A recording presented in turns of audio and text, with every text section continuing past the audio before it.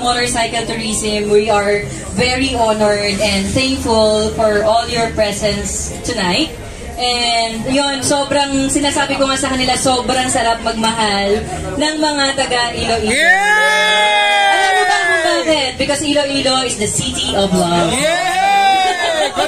Correct. Yan. So ito, bago lang sila nakapunta dito, but I'm sure na may enjoy nila yan. Kahit hindi kami magtatagal, overnight lang. But I know deep inside na sobrang saya nila dahil sa hospitality na pinamalas nyo or pinakita nyo sa aming lahat. So maraming salamat. Continue being united as a group, one another. So sana marami pang grupo ang maging katulad nyo. No competitions, just fun, just, you know, showing the same passion and all. Yun. So, maraming salamat sa laging pagtanggap sa akin dito. Yan, and special shoutout sa background. Ito dyan yung Kitita Moto. Yay! Ayan, ang inyong only girl.